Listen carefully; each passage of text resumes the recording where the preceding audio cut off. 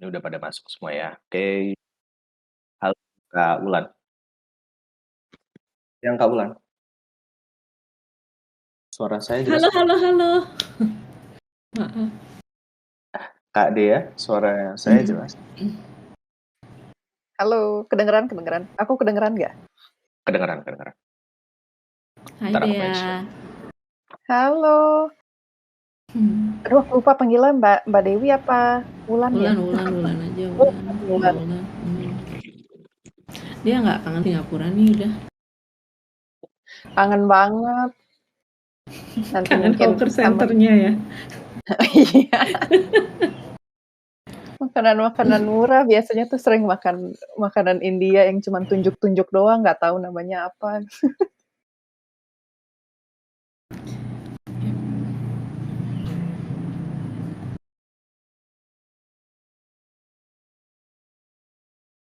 Oke. Halo, selamat selamat pagi sih di sini. Kalau di Kanada jam berapa nih, Dea? Wow, sekarang jam 8 malam di Wah, Kanada sekarang. bagian barat aku. Oke, masih tanggal 25 ya? Iya, soalnya kita lebih mundur 15 jam. Oke. Halo, selamat datang juga buat teman-teman yang udah join. Udah ada beberapa. Sembari nunggu yang lain, kita langsung ini aja lah ya, ngobrol-ngobrol ringan dulu. Kayak gitu. Dan di sini ada aku sebagai host di siang hari ini. Dan di sini ada juga teman-teman, ada Agus, ada Ihsan, ada Ajrin, ada Anton, ada Debbie juga. Kemudian ada Fadila yang udah join, halo semuanya, ada Komala, ada Rea, Lim, Regina, Pristi, dan ada Theodore juga. Halo, selamat pagi dan salam sejahtera buat semuanya. Terima kasih udah join ya di, eh, bisa dibilang arisan ya, ajang cerita santai gitu dari teman-teman yang kebetulan nih tinggalnya di luar Indonesia nih.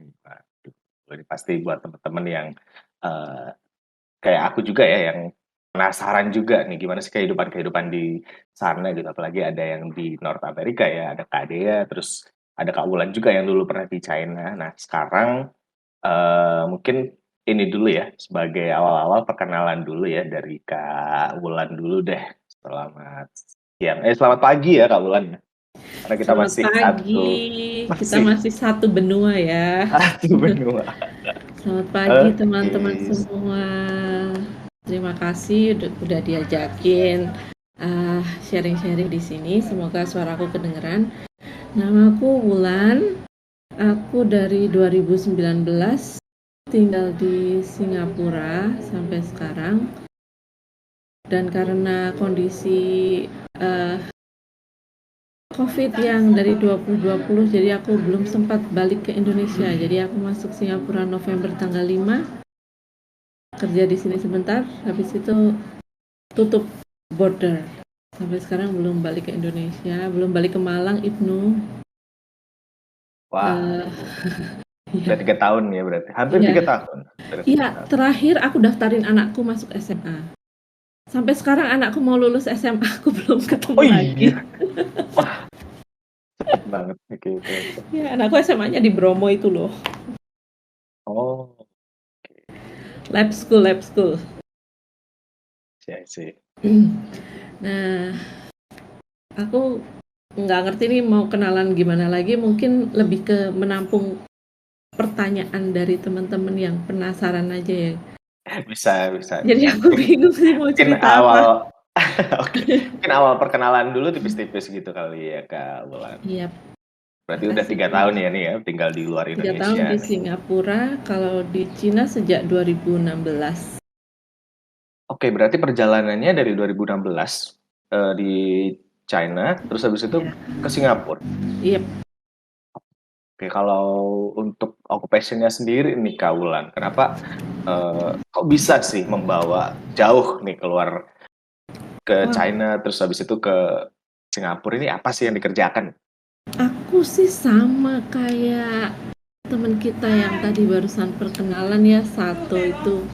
Ya karena suamiku kerjanya di Cina, jadi aku mengikuti beliau ke Cina. Tapi beruntungnya pada waktu aku masuk pun aku bisa dapat kerja juga di Cina sebagai guru ngajar.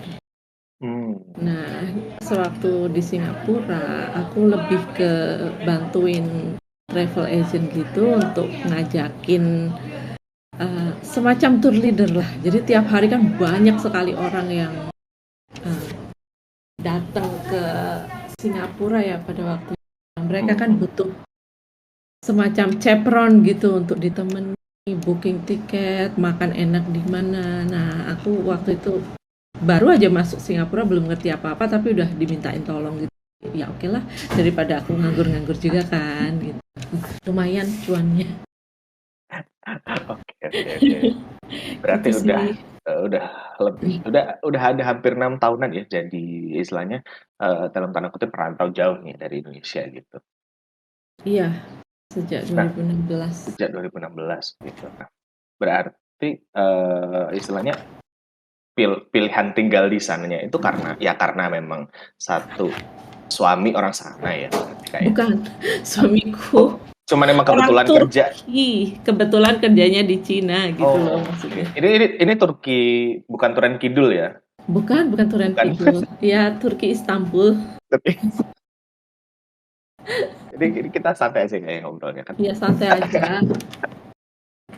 Tapi Soalnya aku nggak bikin video yang eh, kayak apa Turki Gelin itu loh. Jangan salah oh, ya. Aku tidak tertarik untuk bikin itu dan suamiku juga nggak suka. Jadi nggak bisa. oke. Ya, thank you banget Kak Wulan ya. Udah Makasih. perkenalan tipis-tipis gitu. Nah, di sini aku udah kedatangan juga Guri dan juga Dea. Ya Dea ketik di channel Warung Kopi aja nggak apa-apa. Nah, sekarang aku mau ke Dea dulu deh. Halo Dea. Halo, halo. Halo. Oke, gimana nih? Perkenalan dulu deh. Gimana kabarnya? Terus sekarang aktivitasnya ngapain? Kemudian kenapa bisa terdampar? Kenapa bisa Terdampar. kenapa bisa ke Kanada nih? Silahkan. Oke, makasih Kak Ibnu.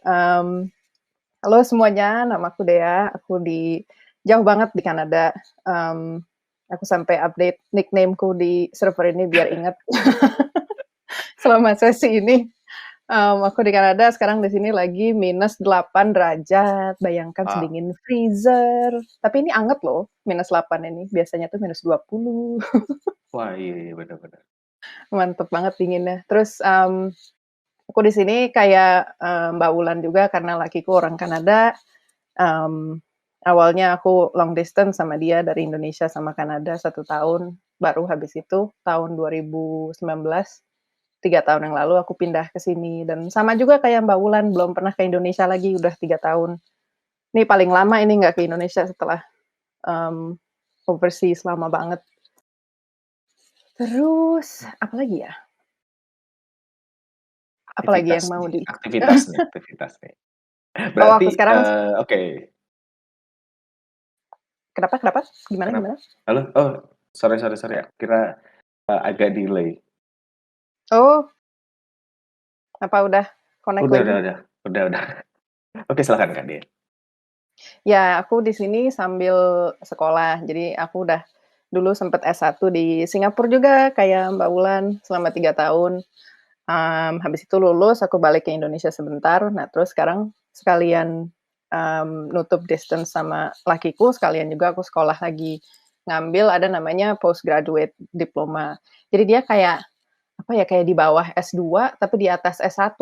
Tapi nggak ada skripsi gitu sekolahnya, tapi sama durasinya kayak 2 atau 3 tahunan lah. Atau setahun juga sebenarnya bisa, cuman di Kanada juga ada namanya, bisa ngambil kayak semester kerja gitu. Jadi, kalau, di tengah-tengah semester kuliah kan biasanya ngambil kelas. Nah, ini bisa kelasnya di-pause dulu, terus ambil semester kerja full time, dibantuin sama sekolahnya gitu, dibantuin gimana cara bikin resume, di Kanada dengan standar-standarnya Kanada dan apa, nyari kerja juga dibantuin. Pokoknya kayak enaklah dibimbing gitu on how to be an adult, which is really nice. Sempat ambil semester kerja 2 tahun, 2 semester, lama banget 2 tahun. 2 semester, Jadi sekarang masih sekolah lagi tahun terakhir. Semoga lulus Agustus ini, amin. Amin, amin. Pasti lulus lah ya. Wah, Nah, semoga. semoga. Kalau kelulusannya sendiri ini berarti nggak ada tesis atau semacamnya ya? Berarti ini nanti untuk penilaiannya sendiri gimana tuh, Kak? Nggak ada, pokoknya kita asalkan udah ngambil kelas-kelas yang dibutuhkan, udah lulus aja gitu. Jadi nggak ada skripsi. Oke, berarti istilahnya completing the classes doang, habis itu ya udah ya. Mungkin Iya, ada cuman proses kelas selanjutannya aja. berarti mungkin semacam apa tuh, kayak ada penyaluran kerjakah atau gimana? Secara kan Nggak tadi ada sih, ada sharing. tapi iya sih ada semester kerja itu kalau kalau mau ngambil, cuman itu nggak harus ngambil kok kalau nggak mau. Cuman aku mau karena kan orang baru di Kanada, aku nggak kenal siapa-siapa kecuali lakiku, jadi aku pikir bolehlah dibantuin sekolah, cari kerja. Dan sekarang aku masih lanjut di tempat kerjaku tapi part time, jadi nggak full time karena sambil udah lagi kelas lagi sekarang. Oke, oke, oke. Eh, Baik Kanada, ayo ke sini, temenin aku kedinginan bareng. oke, ya kalau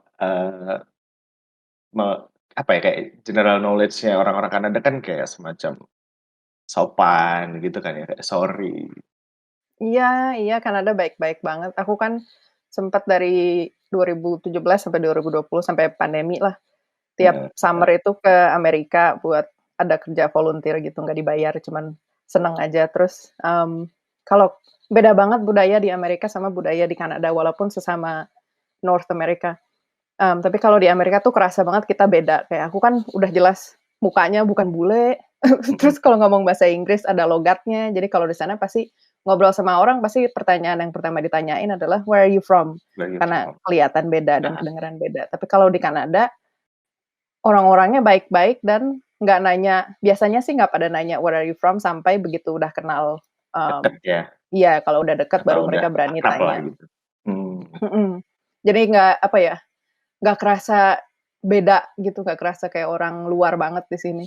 Karena semua orang generally pada lebih welcoming terhadap orang-orang yang, dari luar internasional lah. mungkin ya, oke. Mhm. Berarti, istilahnya nggak mengalami culture shock yang terlalu gimana-gimana tuh, Kak, kalau, move di Kanada sendiri?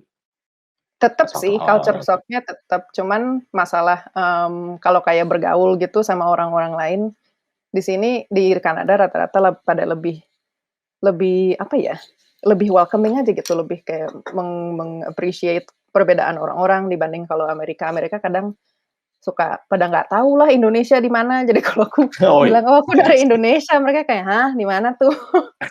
Harus dijelasin dulu. Karena mereka kebanyakan kan ya I mean normal aja sih biasanya media-media apa sih TV show atau movies gitu kan semua pada setnya di Amerika. Jadi orang-orang Amerika yang nonton juga ya taunya Amerika lagi Amerika lagi. Jadi kalau ketemu orang Mhm, internasional mereka kayak kurang teredukasi gitu tentang bener. dunia di luar Amerika tuh kayak apa aja. Tapi nggak tahu kalau Kanada entah kenapa jauh lebih berpengetahuan gitu masalah dunia. Kayak mereka kebanyakan tahu Indonesia di mana, terus, tahu negara-negara lain, sedangkan Amerika tuh kayak sombong banget gitu, no offense.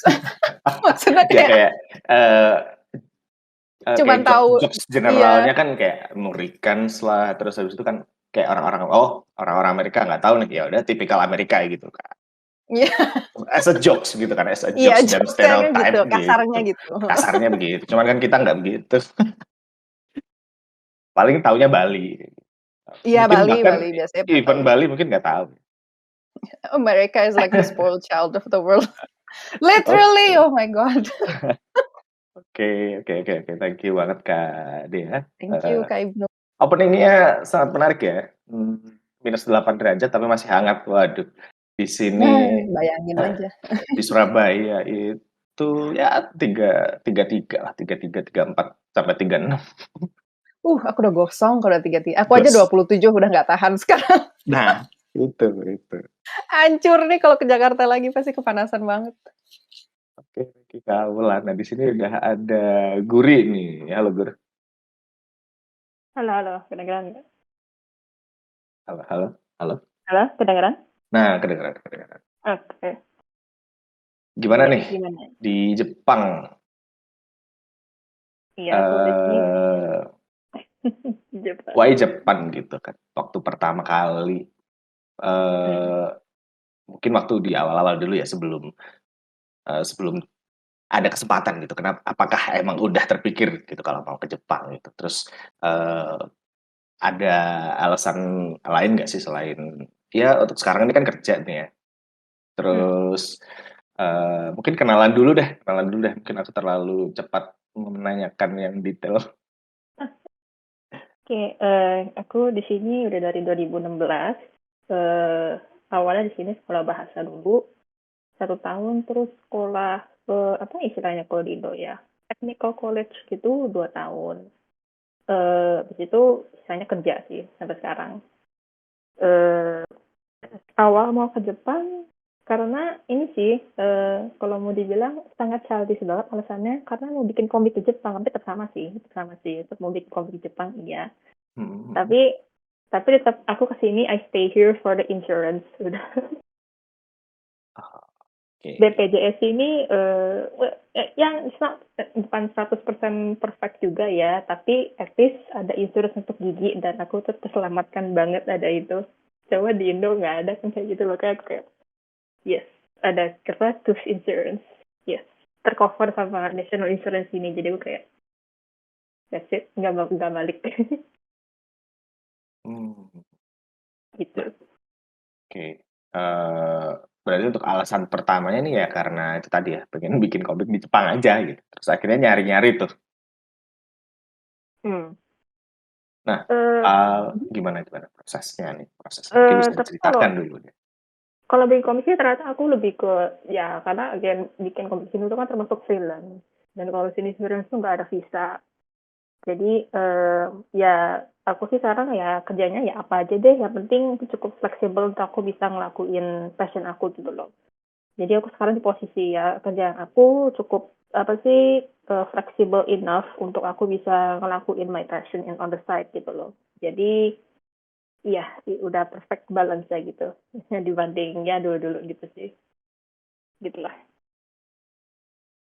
Oke oke oke. Nah, berarti nih udah 6 tahun ya kalau sekarang? Kira-kira ini ya, Hmm, hampir 6 tahun lah ya? iya, iya 6 tahun. Yes. Ada ini nggak, rasa kangen nggak? Apa? Rasa kangen sama Indonesia? Wah, aku terakhir balik Indonesia tuh 2018. Kayaknya udah berapa tahun ya? Udah 4 tahun nggak balik. Kayaknya balik Indo akunya culture shock. Kebalikan. Bener bener bener bener. Karena mungkin, mulai dari apa ya, orang-orangnya, terus, kondisi lingkungan, traffic dan segala macamnya udah pasti beda banget ya.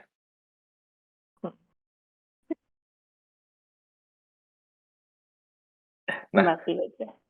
Ya, oke. terus gimana? Oke oke oke, lanjut nih. Terus kalau dari, eee, awalnya nih ya, eee, berarti waktu awal-awal ke Jepang itu misalnya kan sekolah bahasa dulu nih ya, 1 tahun gitu, terus kemudian, Mm-mm. lanjut apa nih, bachelor atau gimana? Terus mungkin Kalau ad sebutannya Indo itu D2 gitu loh. Kayak yang oke, kayak gitu. diploma gitu ya. Mm-mm. Nah, kalau, eee, ini ngobrolin udah lama tinggal nih ya, udah lama Mm. tinggal terus habis itu udah tahu nih sama, eee, culture-nya di Jepang seperti apa gitu. Kira-kira ada ini nggak sih sharing tips do and don'ts-nya ketika, eee, mau ke Jepang nih buat teman-teman yang mungkin, ada keinginan nih mungkin 2 atau 3 tahun atau mungkin tahun depan ke Jepang gitu, kira-kira ada tips yang bisa di-share nggak sih, Eh, apa ya? menurut menurut point of view-nya Guri sendiri? Hmm, sebisa mungkin belajar bahasa Jepang dulu sih. Misalkan kalau misalnya nggak bisa belajar di Indo, belajar di Jepang langsung. Menurut aku sih kalau belajar di Indo tergantung ya. Kalau menurut aku sih karena kalau di Indo tuh belajar bahasa Jepang nggak ada chance sama sekali untuk perlu ngomong bahasa Jepang di Indo kan. Jadi kayak aku tuh lebih improve banget Jepang aku begitu di sini. Jadi aku saranin banget kalau sebisa mungkin 1 tahun deh gitu loh belajar bahasa Jepang gitu.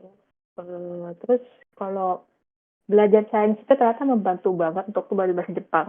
Serius, aku tuh Belajar ada beberapa bahasa belajar apa? Mandarin. Oke, Hmm. Mandarin. Itu berguna banget untuk lo bahasa Jepang karena ada kanjinya tuh ada berapa kanji yang mirip sama Hanse-nya Cina gitu. Jadi ya bisa mungkin ya nggak harus juga sih tapi ya it's good to know gitu sih. Terus sebenarnya tinggal di Jepang itu nggak mahal banget kok, agak kontroversial ya tapi menurut gue nggak mahal banget kok gitu loh. Selama lu bisa managing budget lu per bulan, ya pasti yang mahal, yang paling pernah mahal itu apartemen sih, obviously. Tapi untuk sisanya kayak selama lu bisa ngatur budget lu, di kakak bisa kok tinggal di Jepang sebenarnya. Itu aja sih. Oke. Kalau misalnya ngomongin budget kan of course Mm-mm. istilahnya ini ya tergantung dari orangnya sendiri ya. Ada juga yang dia gimana udah biasa hidup frugal gitu di Indonesia, terus habis itu dibawa ke Jepang kayak apa ya kayak jadi udah terbiasa makan sederhana gitu loh. Iya. Kalau untuk ininya nih orang-orangnya nih, Gur. Oke. Misalnya kayak general knowledge apa aja sih yang mungkin bisa di-share atau mungkin Guri pernah punya pengalaman yang menarik nih tentang relation sama orang Jepang nih. Kan kayak di sosial media atau di banyak media kan banyak yang bilang kalau misalnya orang Jepang itu nggak ramah sama gaijin gitu atau seperti apa nih? Apakah itu benar?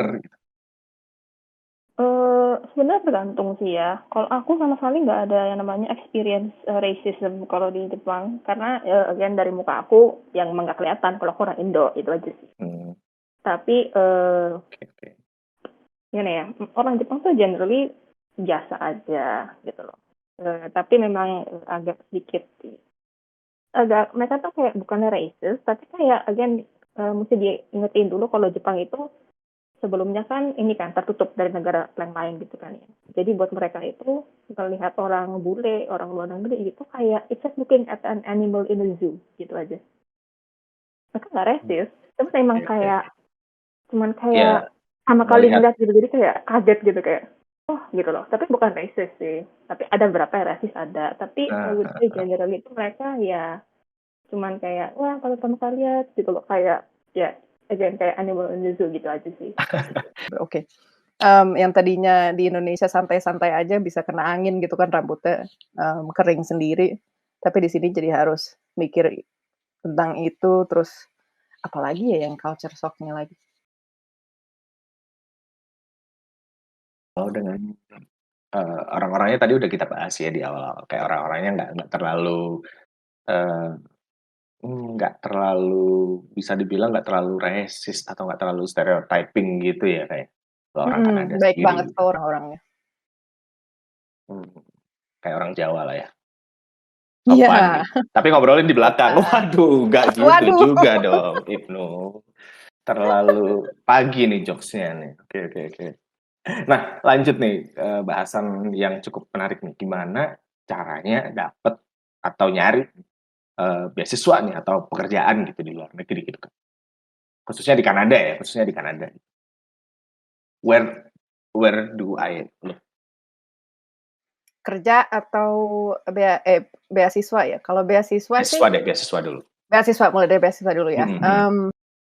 Beasiswa itu Kanada lumayan pelit sebenarnya kalau dibanding negara-negara lain ya untuk ngasih beasiswa ke international student. Cuman karena mereka itu begitu kita udah jadi student di Kanada, mereka tuh ngasih opportunity-nya pas kita udah masuk Kanada dan udah jadi student di Kanada yang program yang aku bilang itu ada namanya bagi yang baru join, ada program namanya Cooperative Education atau disingkat co-op.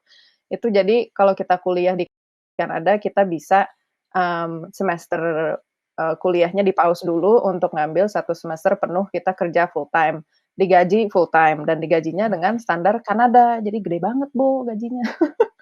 Sebulan bisa tergantung ininya sih, tergantung daerah dan tergantung Kerja industri sama ya. daerah. Oh, oke. Ya, tapi kalau dirupiahin mah bisa berpuluh-puluh juta lah per 1 bulan doang. Jadi kalau Oke. kita kerja di Kanada, keluarga di Indonesia dan harus biayain keluarga di Indonesia, udahlah beres pokoknya. Iya, Enak apalagi banget kalau duitnya. misalnya rate-nya Kanada tapi tinggalnya di Jogja. Waduh, enak tuh sepertinya Wah, gitu. seandainya aku begitu. Tapi jangan dibalik ya, rate Jogja tinggal di Kanada. Waduh, itu Waduh, di gembel. nggak nyampe. Aku ini aja bills-ku, aku sama lakiku kan share bayar bills. Porsiku aja 1 bulan udah berapa ya, 6 juta, 7 juta per bulan doang. Kalau dirupiahin. Tapi kalau di Kanada itu lumayan low karena kan kita sharing ininya bayarnya 2 orang dalam 1 rumah. Kalau bayar sendiri lebih mahal lagi. Iya, jadi ada semester kerja itu yang bisa diambil kalau udah jadi murid di Kanada. Jadi pokoknya ini dari awalnya gede aja, modalnya harus gede, tapi begitu udah masuk Kanada udah enak, entar cari kerjanya gampang, terus nggak gampang juga sih, cuma maksudnya ada program co-op itu, jadi dibantuin sama sekolah kalau mau cari kerja, terus dikasih dibimbing kalau mau bikin CV ala Kanada tuh gimana. Karena Alas CV itu. di sini tuh nggak pakai kalau di Indonesia kan CV tuh kita suka cantumin foto, cantumin udah nikah apa enggak, terus tanggal lahir segala macam kan biasa dicantumin.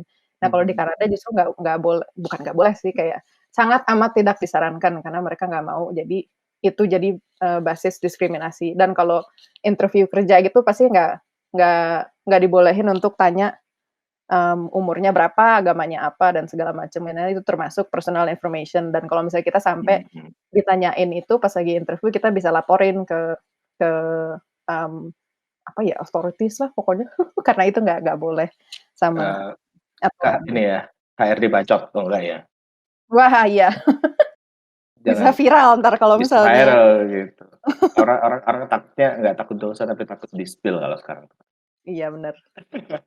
Nah, berarti tadi kalau untuk beasiswa nih di kooperatif Education namanya. Cooperative education. Oke. Kalau misalnya udah masuk nih ya, katakanlah udah masuk situ, istilahnya mungkin buat teman-teman yang aku tahu ya, kayak jalurnya kan paling ya dapat daftar LPDP dulu ya, salah satu yang ngasih beasiswa dan itu cukup banyak juga kuotanya. Terus setelah itu mungkin pilih nih ya kampusnya mana, terus dapetin itu.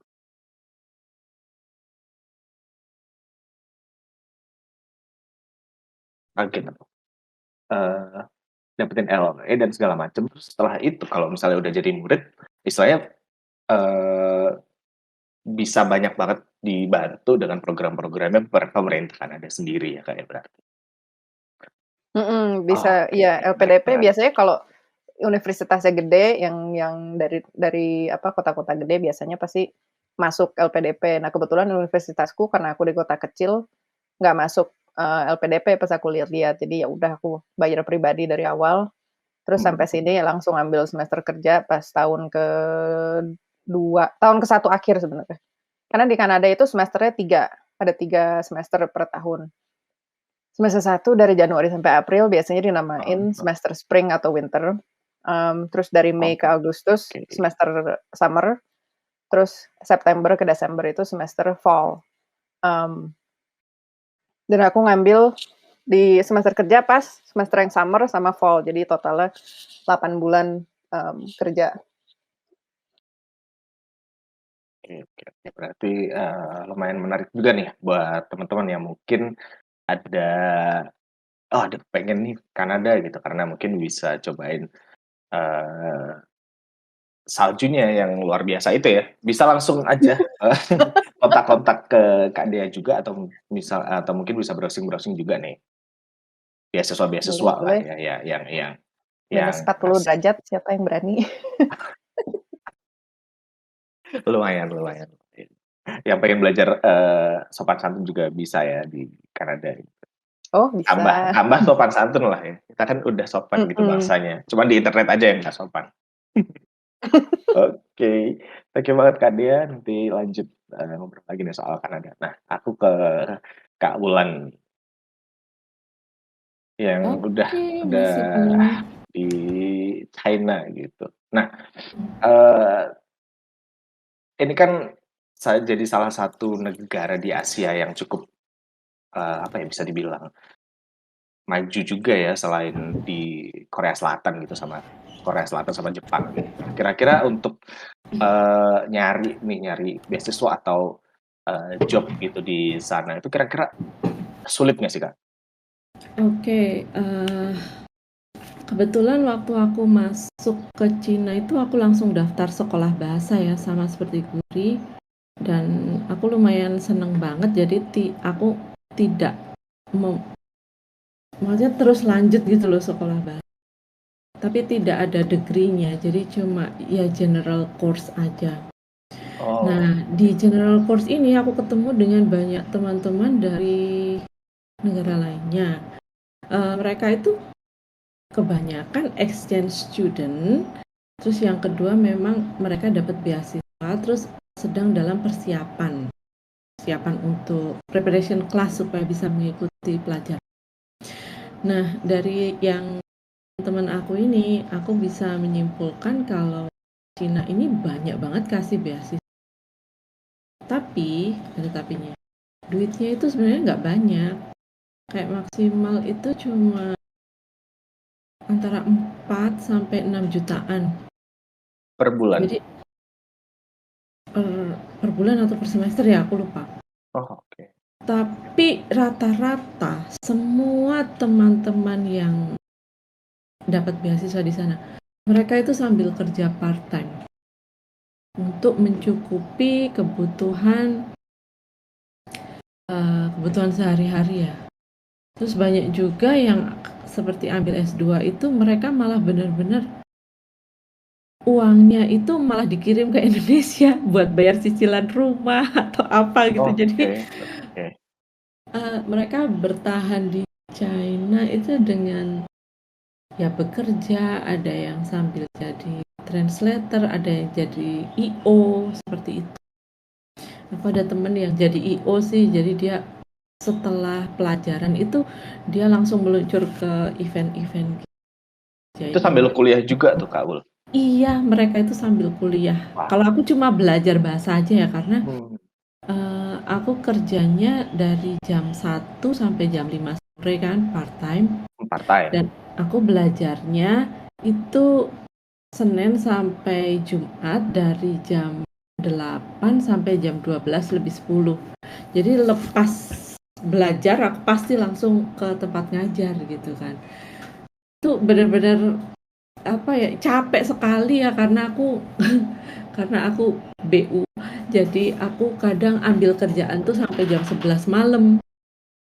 Nah, itu yang bikin di satu sisi seneng ya, kesempatan untuk praktek langsung apa yang diajari sama guru di sekolah gitu. Tapi ya gitu sih, harus semangat. Kadang Harus capek tahan banget banting tapi lah ya, harus tahan banting. kadang capek banget tapi dikuat-kuatin. Tahu nggak sih rasanya? Pasti tahu ya. Gitu sih. Tapi menyenangkan dan benar katanya orang Cina itu paling suka ke Jepang karena di Jepang itu meskipun jauh lebih kecil daripada Cina secara lokasi, maksudnya area, tapi mereka entah kenapa sangat-sangat suka untuk liburan di Jepang. Dan mereka tidak ada masalah dengan bahasa karena kanjinya Cina itu adalah kanjinya Jepang itu adalah Hanze-nya Cina. Namanya kan sama, Hanze, kanji. Aku ada beberapa teman yang dari Taiwan, mereka kerja di Shanghai. Mereka tuh kalau ke Jepang udah nggak pusing apa maksudnya dengan culture-nya Jepang, dengan makanan Jepang, dengan nggak bakal tersesat lah, nggak usah nanya orang juga nggak bakal tersesat gitu. Karena semua tanda-tanda kayak jalan atau apa itu ada kanjinya, mereka bisa paham gitu. Oke. Itu soal beasiswa ya. Tapi rata-rata international student suka sekali di Cina. Waktu itu karena aku di Shanghai itu lumayan metropolis banget metropolisnya. itu meskipun dia metropolis tapi makanan itu dari yang mahal sampai yang murah ada. Dan tentu saja yang paling heboh adalah mereka yang tidak ada restriction untuk minum alkohol. Jadi tiap malam itu pasti ke bar. Terus paginya sekolah gitu. Wow. Dengan ngantuk-ngantuk gitu. Berarti kayak student-student-nya sendiri kayak udah paham juga nih ya kayak living in China nanti ekspektasinya seperti apa gitu. Terus setelah udah nyampe istilahnya udah paham juga sama orang-orangnya sana juga gitu. Iya, kalau untuk lokal Shanghai-nya itu mereka sudah terbiasa dengan orang asing ya. Tapi aku ada beberapa murid dari Wuhan, kebetulan di Wuhan. Wah, Wuhan Chayo. Wuhan Chayo. Wuhan Chayo. Mereka itu jarang terekspos atau jarang melihat orang-orang dari negara lain atau berinteraksi langsung kan. Jadi mereka tuh kayak sama seperti yang Guri tadi katakan. Aku merasa seperti animal in the zoo gitu loh, diamatin gitu. Bukan yang rasis, tapi benar-benar mereka heran gitu loh. Oh ini tuh spesies dari negara lain. Kok bisa bahasa Inggris ya gitu. Kok bisa bahasa Cina ya gitu. Jadi terus mereka penasaran dengan tempatku berasal. Aku bilang, banyak kok di Indonesia itu. Kalau maaf ya aku nggak mau menyinggung, tapi kayak China yang seperti orang bilang Cindo ya, Cindo. Itu banyak, dan di kampusku sendiri banyak sekali orang Indonesia dari Surabaya. Banyak sekali. Itu rata-rata mereka ke Cina belajar bahasa. Oke. Cukup interesting juga nih, di mana ternyata dari istilahnya dari kampus life kemudian ke pekerjaan nih, itu kayak emang udah dalam tanda kutip harus dilakukan ya kalau untuk di China sendiri, karena ya itu tadi mungkin bisa dibilang nominal beasiswa dan juga living cost-nya itu nggak dikasih yang banyak ya Kak Mulan ya. Terus juga ini ada pertanyaan juga nih Kak dari Ajrin. Nah, bagi mahasiswa atau pelajar itu dalam 1 minggu total jam kerja yang diizinkan berapa nih? Kalau part-time itu biasanya 4-5 jam ya per hari. Tapi kalau weekend gitu boleh ambil panjang. Mereka nggak ada yang aturan apa terlalu ketat gitu ya. Oke. Kalau memang kamu benar-benar rajin dan bisa kerja, ada temanku yang benar-benar sampai sukses bikin all shop, dan jadi dia jualan barang-barang dari Cina gitu. Itu ya sekarang kaya raya di Bali, dikirim ke Bali terus dijual di Bali. Terus ya sampai benar-benar jadi bisnismen. Jadi sekolahnya dia itu dipraktekin beneran sekolah bisnisnya gitu. Langsung iya, dia pulang ke Indonesia naik Air Asia itu bawa koper 5 gede-gede. Aku tanya, itu isinya apa? Isinya lipstick sama kosmetik apa gitu loh, yang pernah boom beberapa tahun yang lalu itu karena murah dari Cina, kualitasnya bagus. Terus dia di Tasya Farasya tuh pernah kok bikin produk sama itu brand. Aku lupa brandnya apa. Tapi bukan dia MS Glow lah ya, bukan MS Glow. Bukan MS Glow. Tapi dia benar-benar bawa 5 koper gitu. Kita kan ke bandara bareng kan mau pulang gitu. Dia di Air Asia, ya ampun 5 koper. Itu isinya kosmetik, dia mau jualin. Jadi aku juga pernah ya just tip, tapi lebih ke tetangga, saudara terdekat, teman-teman aja gitu. Dan aku nggak pasang tarif sih kalau untuk just tip. Cuma teman-teman rata-rata udah yang pada tahu gitu Kak. Karena aku bawanya juga bayar bagasi dan apa segala macam, jadi sering dikasih apa ya, kayak amplop gitu loh warnanya Ibnu. Bukan yang ini aku ya, pasang tarif tipis gitu. lah. Tipis-tipis. Tipis-tipis kayak mereka yang makasih banget ya udah dibeliin, udah dibawain gitu. Dan ini tapi terima kasih. ribet sih. Salam tempel ya, bisa Iya, dibilang gitu. kayaknya. Aku nggak minta sih, aku bener-bener ya mereka nitip apa kayak semacam obat TCM gitu. Ya aku carikan, terus kayak Oh, alat bantu dengar, yang barang-barang kayak gitulah yang. Tapi kalau kayak sepatu atau apa aku udah males sih, udah yang gede. ada yang gede Padahal di banget sana gitu. murah banget loh. Pernah denger nggak sepatu Feiwei? Feiwei itu loh aku pernah dapat harga 10.000 doang. Wow. Bagus banget sepatunya, awet dan empuk banget kayak kayak jalan pakai awan gitu. Jadi di Wah. Cina itu bener-bener yang murahnya kebacot. Iya bener. Aku tuh dari Cina ke Singapura itu shock berat karena segalanya tuh di sini mahal luar biasa. Kayak yang namanya onigiri ya, kalau di Cina tuh harganya cuma 6.000 rupiah. Sini satu 20.000 rupiah kan onigiri. Hampir tuh 3 kali lipat lebih ya itu, Kak. Iya, aku di sana makan onigiri tiap hari seneng-seneng. Di sini aku bikin onigiri sendiri biar hemat gitu. I see, I see. Kalau di Indonesia 2.500 Aduh, lemper, makin murah lagi tuh.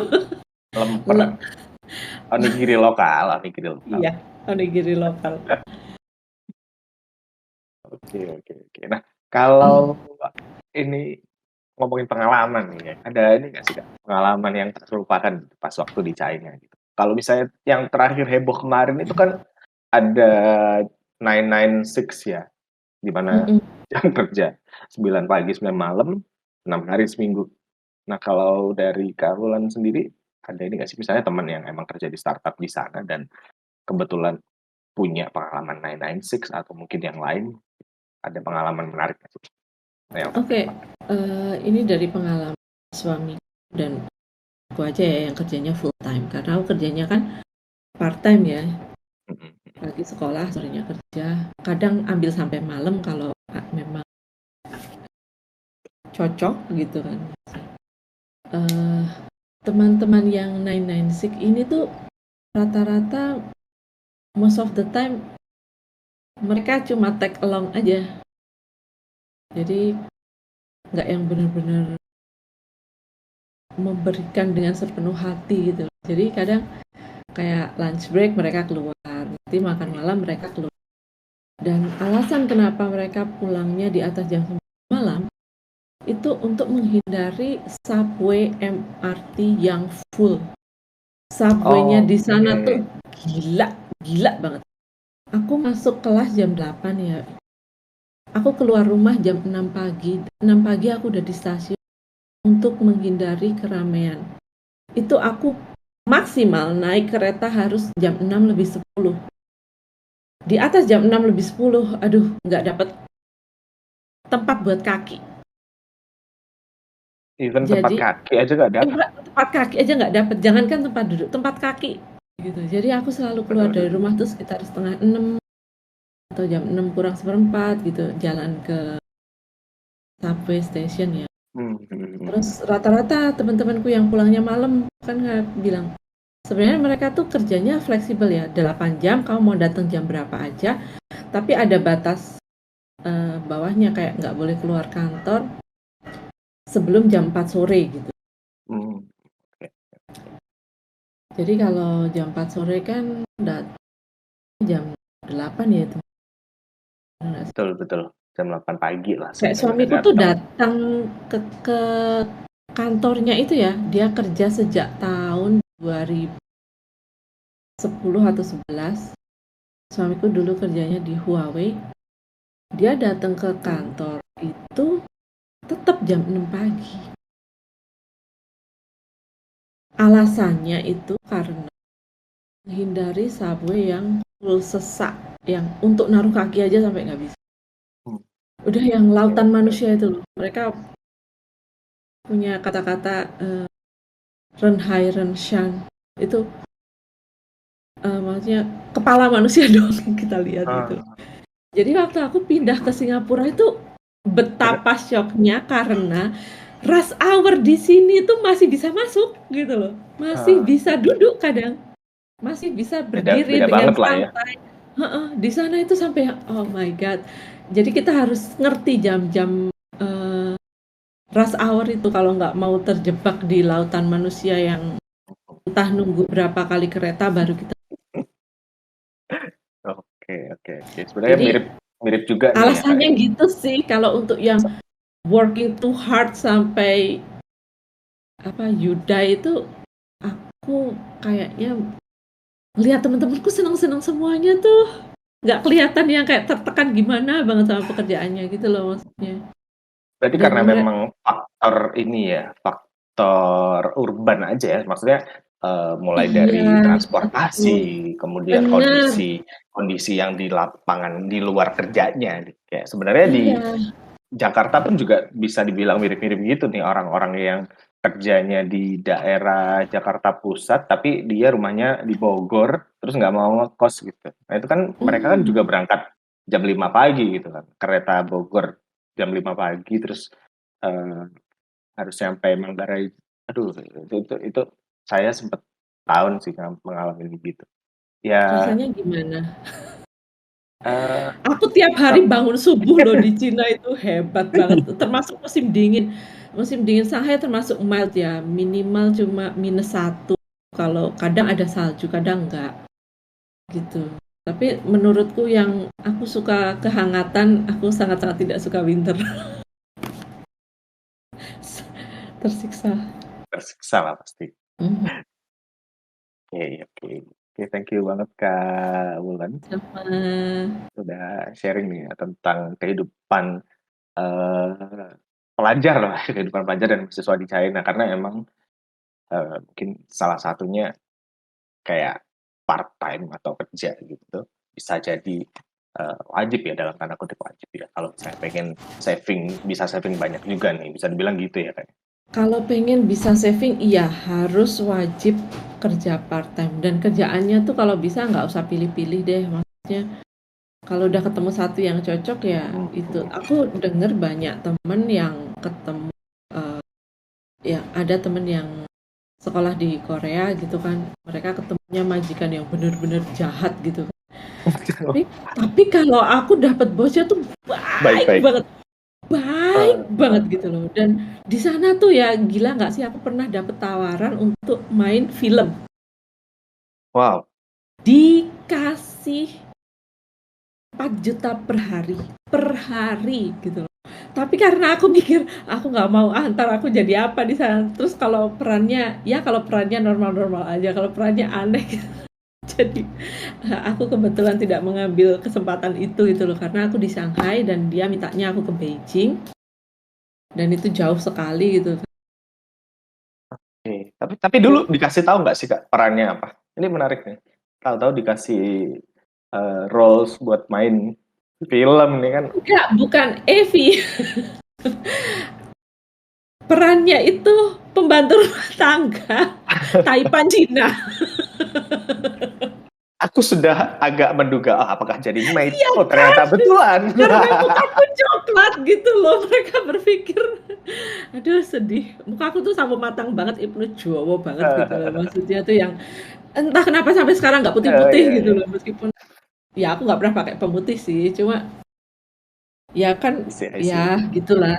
Ya Iya. eksotis Paham. gitulah kalau orang Eksotis. bilang. Bener. Ya itu bye-bye 4 juta. 4 juta. Wah, Kalau seminggu kan bye-bye. lumayan ya. Lumayan. Siapa tahu debut awal kan nanti jadi ini juga nih Kak, kayak peran-peran mungkin bisa mate di film-film lain gitu. Oh enggak ya, enggak gitu juga ya konsepnya. Tadi aku ini sih sudah membatin gitu. Wah, ini pasti ditawarin kerjaan jadi figuran atau enggak Betul. stuntman yang oke gitu. Ternyata betul kan, waduh. Ya. Kampret buat juga berarti mereka. Oke. Tapi duitnya lumayan sih kalau Duitnya lumayan. ada yang beneran nawarin dan kamu ada waktu dan kamu bisa melakukannya dan mau melakukannya, aku sarankan ambil deh. Iya betul, karena aku Betul. nggak ada waktu, terus jauh ya. Karena emang kebetulan ada halangan Shanghai, itu tadi ya, Beijing, Shanghai, iya ada Beijing. halangan ya. Kalau Oh, misalnya oke. lokasinya di Shanghai, aku sih mau Sikat. aja. Cina tuh gede banget. Kita dulu masih kecil mikirnya lihat film kungfu yang namanya Forbidden City sama Kung Fu Shaolin itu deket ya. Padahal itu jauhnya setengah mati. Aku tuh jalan di Beijing tuh sampai nangis-nangis karena kenapa sih ini gede banget tempatnya gitu loh. Luas Hmm. luar biasa. Hmm. Jadi capek deh datang ke sana. Ya tapi memang masyarakatnya banyak banget. Ya kalau bikin apa-apa harus serba ekstra gitu. Ah, Ya oke, oke. gede Emang mainland sebesar itu juga sih ya, sebesar itu. sebesar itu. Thank you banget Sama Kak Wulan. Nah ini nih ada apa nih? Rame-rame di warung kopi nih, aku baru baca juga. I do have a story to tell. Oke, Guri. eh Yes. Working hours. Nah, ini menarik nih. Ini masih ngomongin working hours juga nih. Di Jepang kan katanya tuh stereotipnya kerjaan adalah agama nih. Wah, apakah benar? Eh, bener Benar. sih. Jadi oke, di Jepang itu ada istilah gini, black company sama white company. Oke, itu mesti di keep in mind ya. Kalau soal, sorry, aku ini dulu ya. Jadi kalau soal beasiswa, unfortunately gue nggak ada info, so aku skip langsung ke pekerjaan aja ya. Betul, betul. Oke. Eh, Kalau beasiswa sih temanku yang lebih tahu, but like I don't know, so karena nggak pernah lewat jalur beasiswa. So anyway, jadi yes, Jepang itu ada dua type of companies, dan aku udah pernah di dua-duanya. Jadi gini, sebelum gue lanjut ya, black company itu basically begini, itu tuh mereka yang melanggar banyak banget soal working laws di sini gitu ya. Jadi ya lu bisa nge-expect long work hours lah, overtime. Terus apa ya, mental abuse lah, terus apa sih, dicaci maki lah. Wah itu sih sudah makanan sehari-hari kalau black company. Terus mau ngambil, wah paid overtime, apa itu paid overtime? Apa itu paid overtime? Aduh, aduh. For black company nggak ada, there's no such thing. Oke. Nggak usah, don't hope for it, nggak ada. Eh, Terus apa ya? Black company dulu tuh aku termasuk yang parah. Aku dulu jadi 2019 aku tuh aku sebenarnya belajar desain, lulus aku masuk kantor desain, cuman tahan 6 bulan langsung cabut, nggak bisa. Ahensi itu. Eh, itu jadi kayak ini sih, graphic design agency gitu. Hmm. Workersnya cuman berapa ya? 4 orang termasuk aku gitu, 4 orang. Itu sadis. eh jadi gini, waktu itu pertama kali itu aku masuk kerja jam 10, pulangnya juga jam 10 malam. Itu ada. Padahal di kontrak itu tulisannya jam 7. Tapi kalau namanya black company, nggak usah nge-expect pulang on time, nggak ada. Nggak ada. Terus paid overtime, nggak ada. Terus dulu aku untuk travel expense nggak di reimburse sama sekali. Wah, Oh, jadi udah itu gaji aku udah kemakan itu. Jadi kayak wah apa sih enrolling nih, kalau di sini tuh ada yang namanya apa ya, tax Jepang gitu tuh termasuk pension, health insurance, sama gaji apa sih, tax untuk kerja ya, itu 3 termasuk. Itu kalau company itu semuanya mesti masukin employee-nya itu di ini apa sih namanya, Shakai Hoken gitu lah namanya. Jadi kayak worker insurance itu tuh mesti masuk. Oh dulu nggak ada aku. Aku masuk company sekarang baru ada dapat benefitnya. Eh, jadi ya itu, aku pension sih bayar sendiri, berapa health insurance bayar sendiri juga, nggak ditanggung kantor, nggak ada. Itu dulu nggak cuma itu aja, aku dulu, ini sampai aku bikin aku masih trauma untuk kerja di kantor desain tuh karena ini. Karena tuh dulu aku kerja di kantor desain itu, gimana ya, eh sadis banget deh. Jadi kayak yang beneran gimana ya, kalau anak baru kan pasti ada kayak probasi gitu ya, probation gitu. Nggak ada, langsung aku cuma apa sih, paling cuma diajarin seminggu langsung udah masuk apa, langsung turun ke lapangan kerjain kerjaan klien gitu. Jadi gimana ya, itu aku sampai kayak caci maki, sampai di apa sih, bukan dibentakin ya, cuman cara ngomongnya tuh udah nyakitin banget gitu. eh Terus apa ya? Terus kalau Jepang tuh tipe kalian kalau bos belum pulang, lu nggak boleh pulang. Itu udah sering banget. Jadi aku tuh selalu pulang yang paling terakhir. Dan itu terakhir titik paling parahnya itu tuh aku pernah itu satu kejadian tuh pas awal-awal aku masuk kantor itu aku punya masalah sama gigi dan dari kecil. Nah, waktu itu ada gigi aku yang parah banget sampai infeksi itu bengkak dan itu dokterku bilang kamu mesti istirahat nggak boleh kerja. Dan itu tuh baru awal-awal aku kerja di kantor di sana. Dan aku bilang ke bos aku dong. Terus bos aku bilang kayak gini, kamu baru masuk kenapa udah langsung minta izin mau libur? eh, aku bilang kan, well, don't you see this shit? Ada bengkak gini gigi, what you expect gitu kan. Kayak, ini kan out of my control. Tapi aja kamu anak baru masa udah minta libur. Tapi at the end dikasih libur. Tapi tetap aja itu udah red flag banget sih. Jadi aku cuma tahan 6 bulan, quit langsung. Nggak bisa. Karena waktu itu udah di puncak dimana aku tuh hampir suicidal. Jadi aku langsung next day-nya aku kerja, langsung sorry bos aku quit. Udah gitu. Jadi unfortunately kalau kerja desain di sini itu pretty much kayak gitu semua. Rata-rata black company. Jadi yang namanya karosi itu ada. Dulu itu kejadiannya muncak itu pas Dentsu ya. Pas Dentsu itu salah satu desain agensi terbesar di sini. Itu tuh pernah kejadian karosi. Nah itu baru sampai gimana ya? Labor laws itu diketat lagi gitu sih. Jadi aku tuh sekarang totally unrelated dari desain, tapi company-ku tuh termasuk white company. Jadi kayak dulu tuh kalau Jepang itu gini, kamu mau ngambil PTO susah banget, serius. Mau ngambil paid time off tuh kayak nggak enakan gitu sama orang apa kan itu memang udah jadi hakku gitu ya. Jadi kayak paid time off itu kan udah jadi hakku sebagai karyawan gitu kan. Nggak bisa sih, nggak bisa ngambil sabat itu buat yang karyawan sini itu paling susah banget yang namanya kita dulu aku quit. Enggak, gampang. Langsung kayak, oh oke, udah akhir bulan ini, udah kamu quit, gak apa-apa. I'm like, thank God, please, yes. I don't want to be here anymore, let go. Itu mau ngambil paid time off itu susah banget. Itu udah kayak sampai nggak enakan sama coworker gitu loh. Padahal itu kan hak lo gitu kan ya sebagai karyawan. Itu susah banget. Untung company aku sekarang ini nggak sih, justru diharuskan untuk kita ngambil paid time off gitu loh. Jadi ya, oke, it's a great improvement gitu deh. Tapi itu dia. Kalau Jepang itu sih ada dua aja termnya, black company sama white company.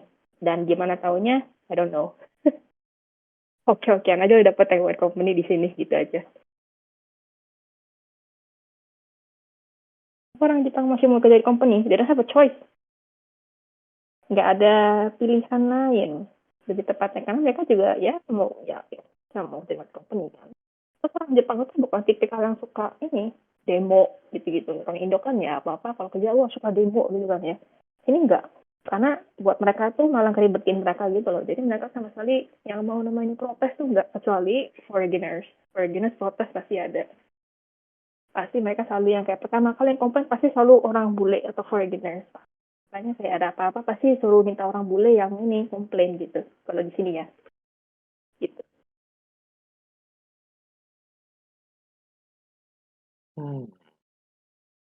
Lalu untuk ini nih Kak, kayak budaya pulang atasan. Kalau pulang sebelum atasan pulang duluan nggak pulang gitu. Apakah Oh, ada. true? Ada itu dulu pas aku kerja kantor pertama aku tuh kayak gitu tuh. Aku selalu yang paling terakhir pulang kan, aku yang anak baru. Waduh. Ya, gitu.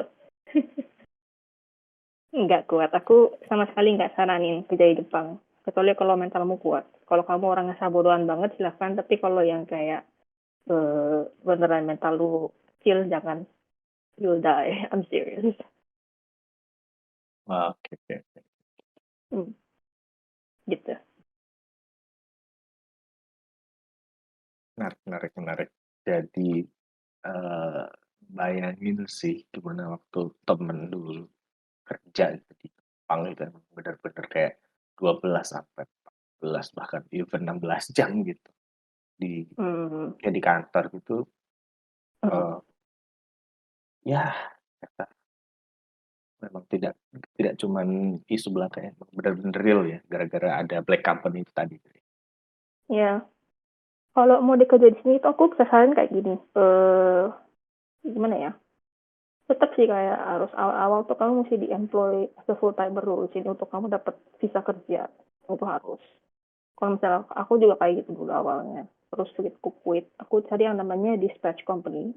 Jadi itu ya istilahnya temp agency gitu loh. Jadi yang diposisikan di kantor-kantor yang butuh karyawan.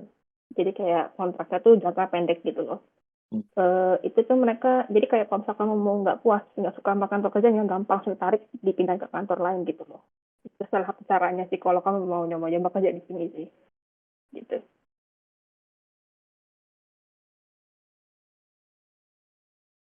Freelance ya. Dicoba aja sih. Karena you never know aja. Kalau memang nggak kuat, langsung quit aja. Jangan, please, aku saranin kalau memang kamu nggak kuat, langsung quit. Jangan tahan. Karena kasus korupsi itu beneran ada. Gimana ya, mau diubah pun susah. Karena Jepang atau gitu loh. Bukan negara yang progresif. Mereka justru backward. Jadi ya bagaimana. Gitu.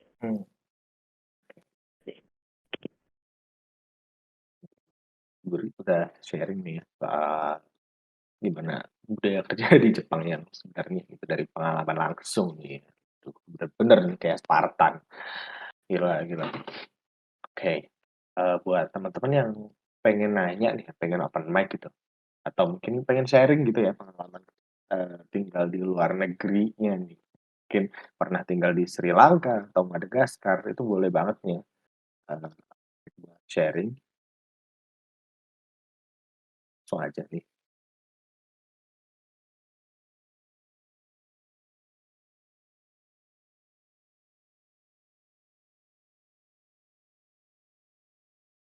Oke, nah kalau aku ke Kak Dea lagi deh sembari nunggu ada yang nanya nih. Buat Kak Dea, kira-kira ada pesan nggak sih buat temen-temen nih? Kira-kira yang pengen kerja nih atau tinggal di luar negeri itu kayak gimana tuh khususnya untuk di Kanada itu sendiri? Apakah wajib Siap-siap dingin. Kalau siap-siap dingin? kalau iya, benar-benar dinginnya itu nggak kebayang banget karena aku awal-awal pikir -5, minus itu mungkin ya dingin sedingin-dinginnya, ternyata sampai -30, -40, mampus. Mungkin -5-nya itu -5 Fahrenheit ya. Wah, if only hanya cuman Seram, seram. Oke. Berarti siap-siap nih ya, cuaca nih wajib nih pasti. ya siapin cuaca. Lalu Kanada juga ada beberapa bagian yang bahasanya itu bahasa Prancis. Jadi kalau mau ke bagian yang main language-nya Prancis ya mesti bisa Prancis. Tapi kalau Itu di mana aja tuh? Di provinsi mana aja tuh kalau yang Prancis tuh provinsi Quebec aja sih kalau nggak salah yang tulisannya tuh okay. Quebec gitu ya? Quebec ya itu. Bacanya Quebec. Ribet banget. Karena di sana itu sampai KFC aja namanya beda. KFC itu yang restoran ayam itu kalau di Quebec tuh jadi PFK, Poulet Free Kentucky, artinya ya sama aja Kentucky Fried Chicken tapi dalam bahasa Prancis. Terus segala makanan di mana di Kanada itu packagingnya semua dalam 2 bahasa Inggris dan bahasa Prancis. Oh. Iya, jadi Indomie aja nasional, yang bahasa nasional juga ya kalau Prancis itu. Atau cuman bagian regional aja. Regional sih kalau yang di Quebec regional aja. Yang di Quebec jadi bahasa main language. Cuman di sini kayak apa sih tanda-tanda di mall gitu kadang suka dalam bahasa Inggris dan Prancis. Terus kalau emergency warning yang nongol di HP gitu, yang nongol di TV itu dalam 2 bahasa jadinya di bahasa Inggris dan bahasa Prancis. Terus kalau telepon yang ada otomatis message-nya itu pasti bahasa Inggris dulu dia, habis itu begitu bahasa Inggris selesai jadi bahasa Prancis. Pokoknya 2 bahasa aja di sini. Oke. Kalau di Sunda itu kalau di Sunda namanya juga beda sih. KPC gitu. KFC. KFC. Aduh. Mana ya fotonya ada tuh di niku. Dosenku ada yang nyetir dari Quebec sampai sini waktu dia pindah. Aku ada dosen yang dari aslinya orang Yemen tapi dia sempat tinggal di Malaysia jadi ngomong bahasa Melayu kalau sama aku terus aku senang banget karena aku di kota kecil nggak ada orang Indonesia di sini terus katanya dia waktu nyetir dari ujung Kanada ke ujung bagian barat, ujung timur ke ujung barat, dia pas lewat Quebec bingung kok KFC-nya beda. Ternyata namanya PFK. Lucu juga. Baru denger.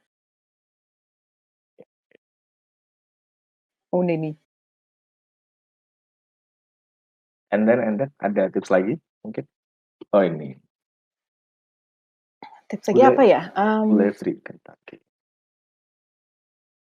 Jangan nyepelein visa. Mungkin kalau yang belum pernah ke luar negeri gitu mungkin nggak tahu visa itu apa. Visa tuh jadi kayak kalau kita mau ke luar negeri ke beberapa negara tuh suka harus diharuskan sama negaranya itu kayak semacam minta izin dulu gitu kayak halo aku mau pindah ke sini boleh nggak gitu. Dan itu ngurusnya bisa berbulan-bulan sebelumnya. Aku aja mulai ngurusin visa itu pindah ke Kanadanya bulan Juli, tapi udah ngurusin visa dari bulan Maret. Maret tuh udah kumpulin dokumen, udah tes segala macam buat urusan visanya karena harus medical check up, terus medical check up-nya mesti bisa di rumah sakit tertentu doang, terus mesti ambil foto sama ambil nge-scan fingerprint.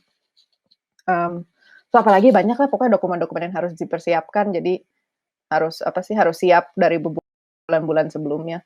Jangan mepet lah ya kalau misalnya ya jangan mepet-mepet gitu.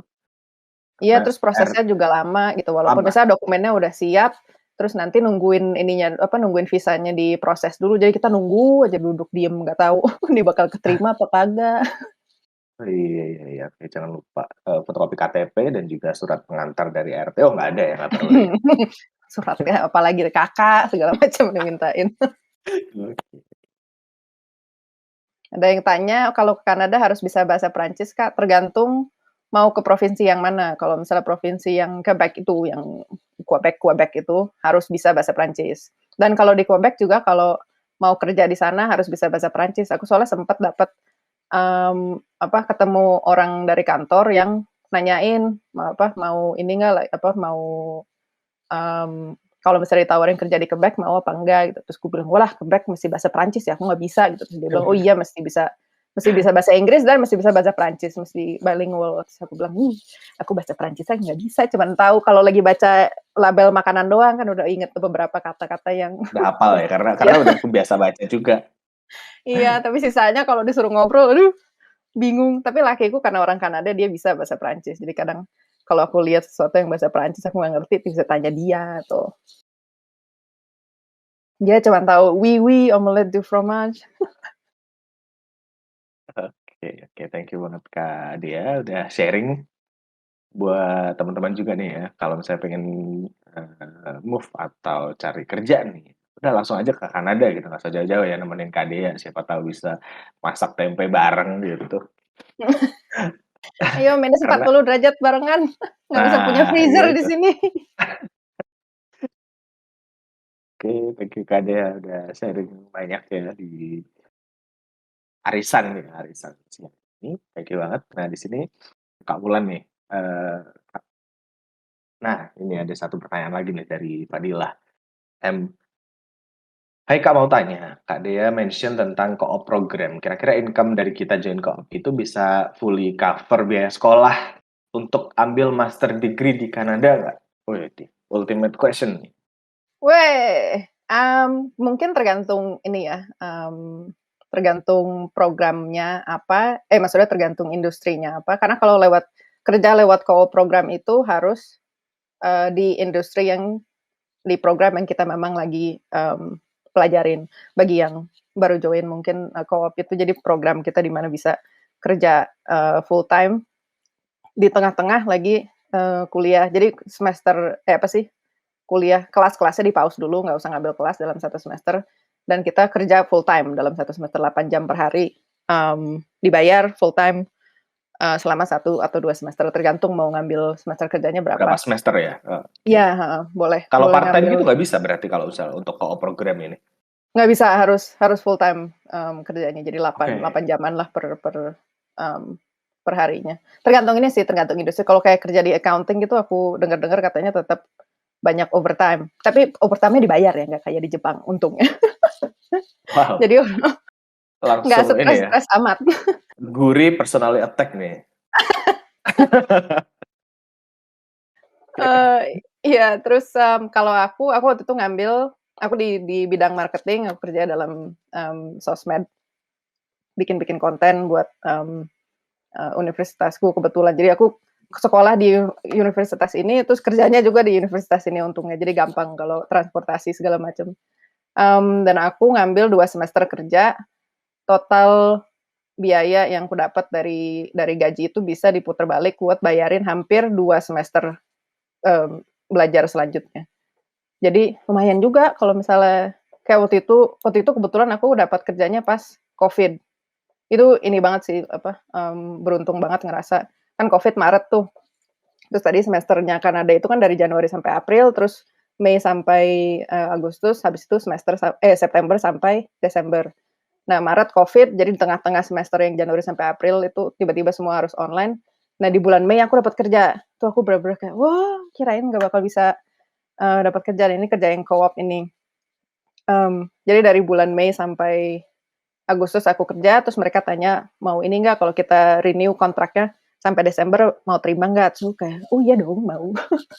Jadi terima sampai Desember, itu totalnya kan 2 semester, 8 bulan tuh. Lumayan tuh, habis itu dua semester belajar selanjutnya, hampir 2 semester. Ya ininya uangnya hampir ke cover Bisa semuanya. nge-cover lah ya. Tapi ini di dunia marketing, di gaji industri marketing dan di kota aku. Mungkin kalau kota gede juga gaji bisa lebih gede lagi. Aku kotanya kota kecil soalnya. Oke. Nah ini ada pertanyaan lagi nih ya, last question dari Arianti nih. Kalau di Kanada lebih baik cari universitas dulu atau beasiswa dulu nih? Kalau di UK kemarin cari universitas dulu gitu. Coba cari di LPDP dulu mungkin. Kalau misalnya tergantung orangnya. Kalau udah mau ngincer misalnya mau University of Toronto gitu, udah kayak set maunya kemana, bisa langsung cari di LPDP ininya sekolahnya disupport LOE dulu ya, atau mungkin cari dapat keterima LPDP dulu nih, habis itu udah cari di kampus mana aja yang kira-kira support gitu.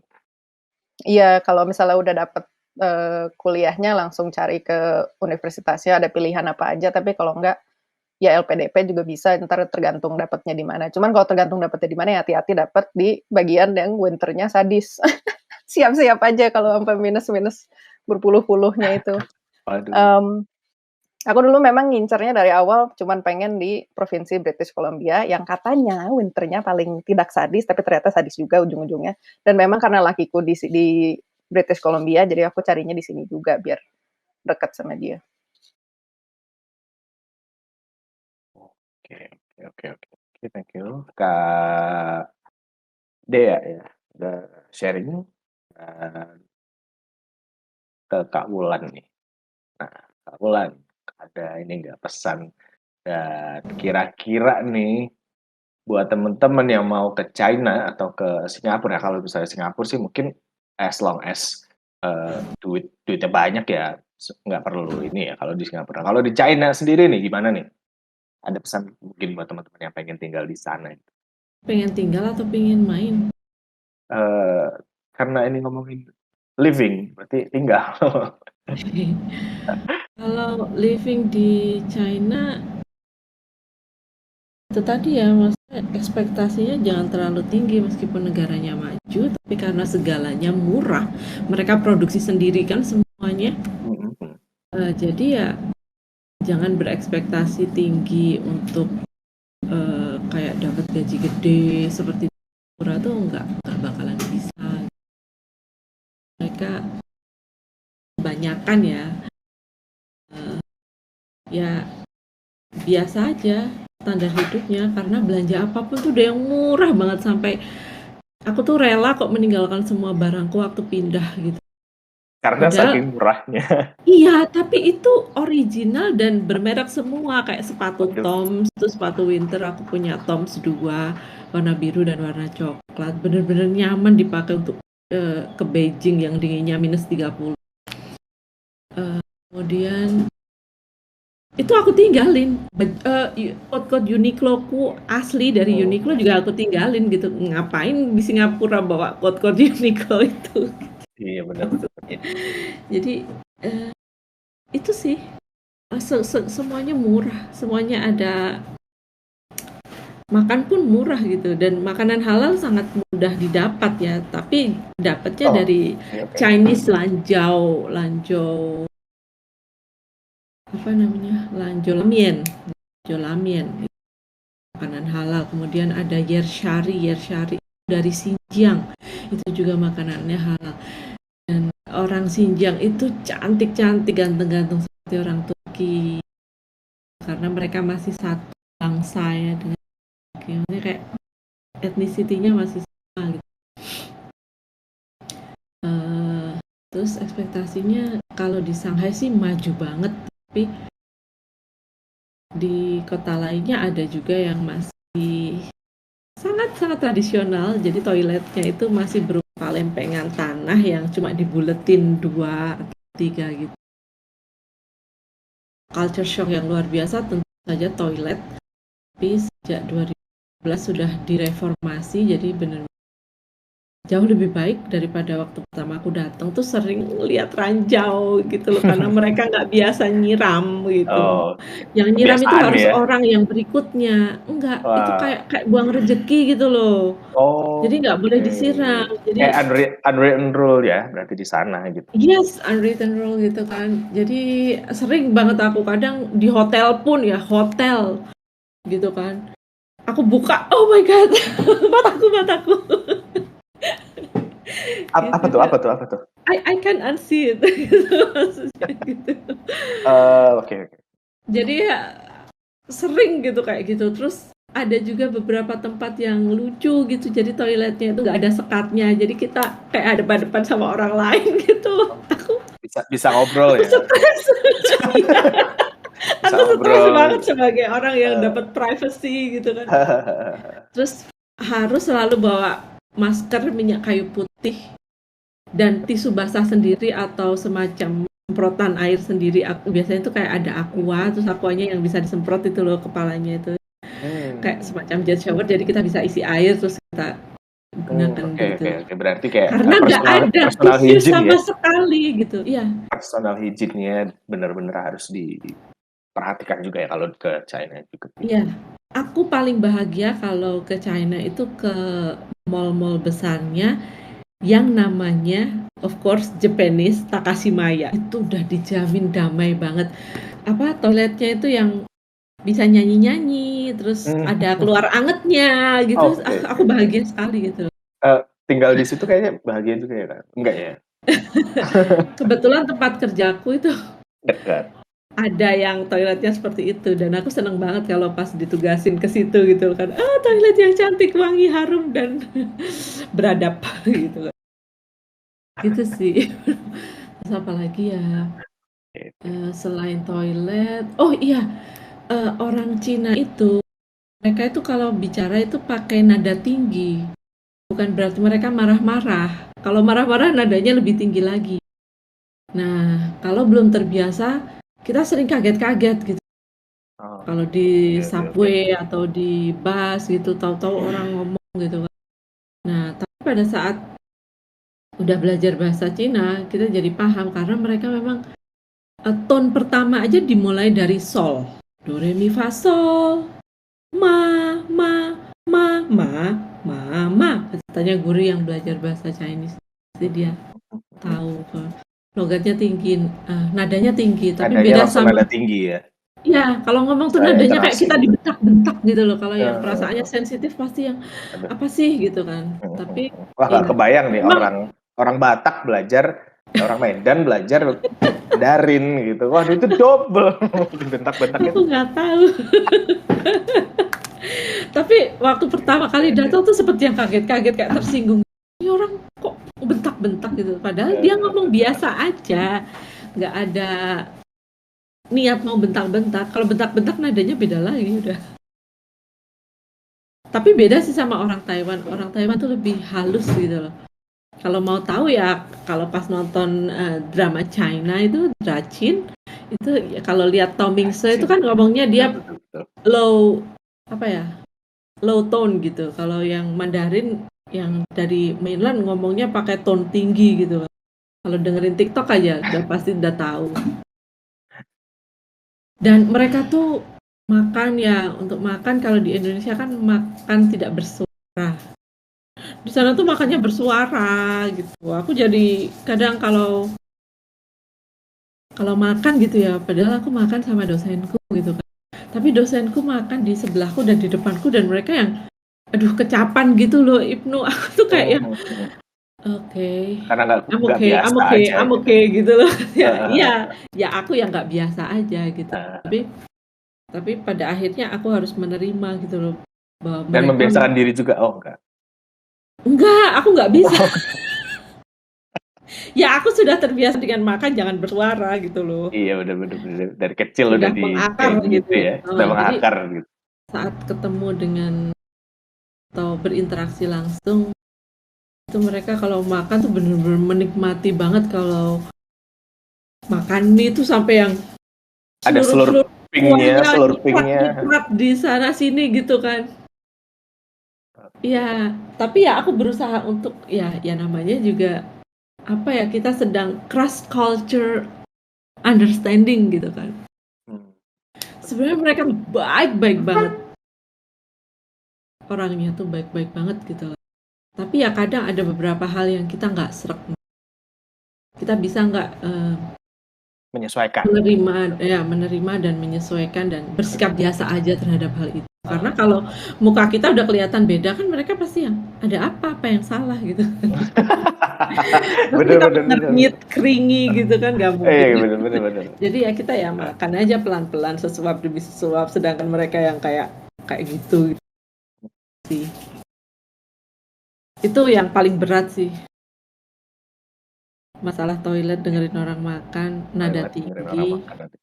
Iya, tapi lebih dari itu mereka sangat helpful, suka membantu dan ya baiklah. Maksudnya aku beruntung dapat bos juga baik-baik, dapat teman kerja juga baik-baik gitu. Kan ada juga tuh Kak, kayak misalnya di media gitu kan menggambarkan gitu kayak misalnya orang-orang China itu apa ya, kayak nggak peduli atau mungkin bisa dibilang bodo amat gitu kan sekitarnya. Is that true? Atau mungkin ada punya pengalaman yang justru malah ketemunya sama orang-orang yang ramah banget nih gitu. Kalau kayak gitu sih ya Ibnu, aku bisa bilang mereka itu sama sekali nggak peduli ya Mas. Jadi aku melihat dengan mata kepala sendiri gitu kan. Kalau anak di sana itu celananya nggak tertutup, nggak dipakein pampers, tapi ada lubangnya gitu. Jadi kalau mau maaf pup atau pupu atau pipi gitu kan, pipi atau pupu tuh mereka ya jorok di mana-mana sembarangan seperti ya bebas aja gitu. Kadang kalau di dalam mall ya, mereka tuh cuma gendong anaknya ke tempat sampah terdekat, terus anaknya doing the business there gitu. Oh wow. Nah, bayangin nggak sih? Kadang ada bau-bau nggak. Terus satu lagi, jangan sembarangan bersandar.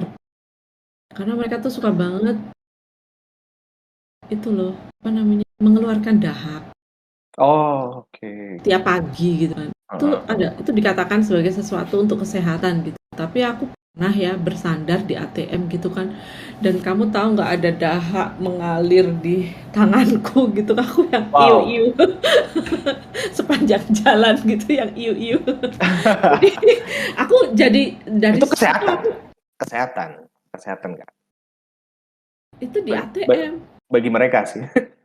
Iya, bagi mereka itu kesehatan. Bagiku ya maksudnya dibuang di tempatnya lah, maksudnya disiram atau gimana. Itu enggak nempel di mana-mana. Jadi aku kalau mau duduk, kalau mau bersandar, aku harus perhatikan dengan teliti itu benar-benar bersih atau enggak. Jadi aku sangat-sangat terbiasa bawa tisu basah sendiri, bawa masker, bawa minyak kayu putih buat apa ya, mensterilkan area-area yang kadang baunya nggak tahan gitu loh, Mas. Oke.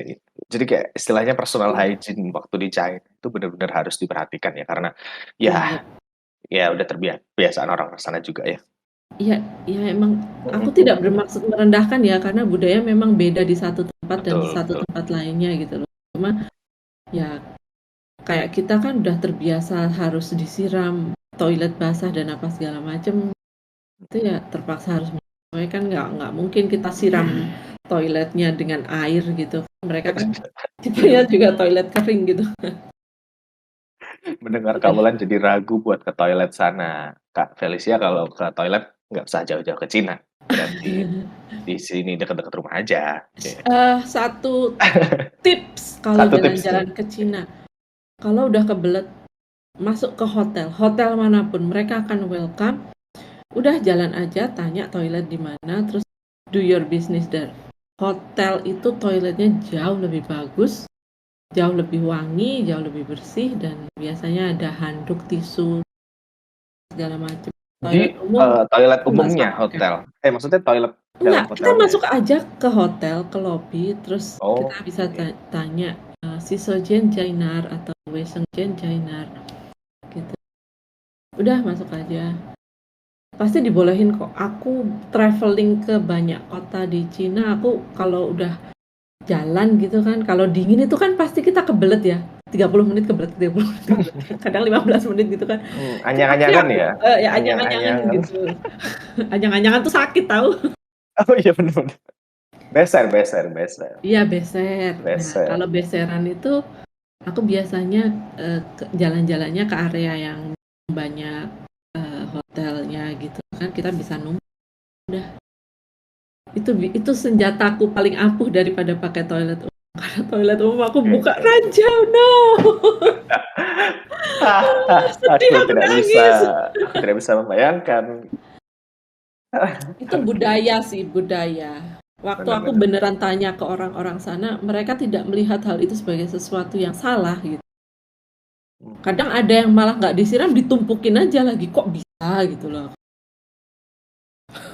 Wow, nice, nice, nice. So grafik gitu. Aku minta maaf ya sama teman-teman yang lagi makan atau lagi apapun, aku bener-bener minta maaf. Ini makin ini loh, Ini situasi makin yang lah. sesungguhnya gitu loh. Oke, benar-benar. Makin lahap sih kayaknya kalau aku diceritain. Ayo cepat dihabiskan. Tapi Oke. untuk kayak kebersihan tempat umum ya, personal hygiene mungkin kayak gitu ya. Tapi sejak ada revolusi toilet itu kan karena banyak yang komplain, Hmm. akhirnya bener-bener mereka itu ada staff khusus yang langsung bersihin begitu ada orang melakukan bisnisnya gitu. Hmm. Itu sekarang sudah jauh lebih baik. Terus dipasang apa semacam kayak hio gitu loh yang dibakar supaya nggak bau gitu kan di toilet. Masuk toilet tuh bau hio, apalagi ya. Terus seperti tempat wisata itu dijaga rapi dan bersih. Kalau mungkin Ibnu suka naik gunung ya kan, kalau naik gunung kayak banyak sampah gitu. Kalau di Cina tuh nggak ada sampah. Naik gunung tuh bersih, bagus. Huangshan, Zhangjiajie. Mereka tahu kan pesonanya mereka itu di apa Landscape-nya. landscape-nya yang luar biasa indah. Jadi beneran Benar. dijaga bersih, ada tempat sampah di mana-mana, ada tukang sampah di mana-mana gitu. Istilahnya yang benar-benar ngejaga itu tadi ya, Iya, biar nggak menjaga daya tariknya itu daya tarik. dijaga banget. Cuman ya Ke kalau udah balik ke kota ya udah gitu lagi. ya itu Bisa lah. sih personal Personal. choice ya. Benar-benar. Kalau orang-orang lokal Shanghai karena mereka terekspos dengan uh, Banyak orang asing. Western life, terekspos Hmm. dengan banyak foreigner, Asing. mereka rata-rata udah mengadopsi yang toilet ada jet showernya gitu. Mereka rata-rata sudah apa maunya jauh lebih bersih lah, jauh lebih rumahnya bagus. Tapi kalau yang enggak ya aduh. Ya sangat-sangat tradisional bisa dibilang kayak gitu Ya, paling ya. heeh. Oke. Menyenangkan sih, tapi orangnya baik. Mereka itu Karena apa ya, ramah tapi ya seperti orang Indonesia gitu loh.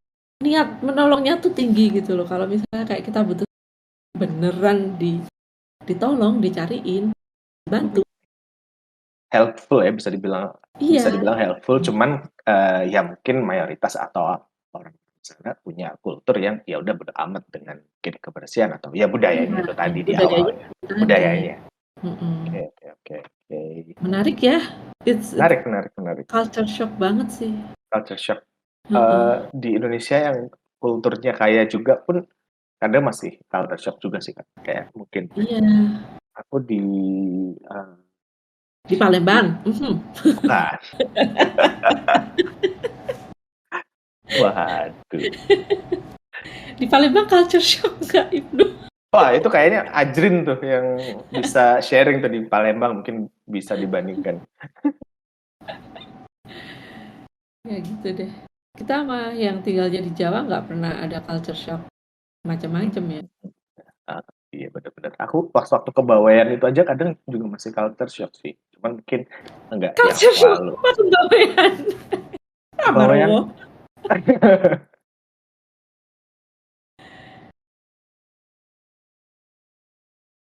Ibnu? ya Oh, gimana di Kak? situ. Oke, thank you banget Kak Wulan udah sharing banyak ya tentang pengalamannya di China Pokoknya dan kalau surga belanja Cina tempatnya. wah, Main-main aja ke Yiwu. Itu udah yang luar biasa deh. Jadi kalau kayak belanja atau apa itu ada minimal purchase-nya.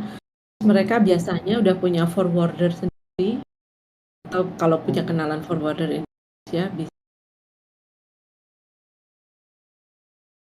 seru sih. betul. Kayak Atau nggak mereka gitu tuh home pesen production-nya gila.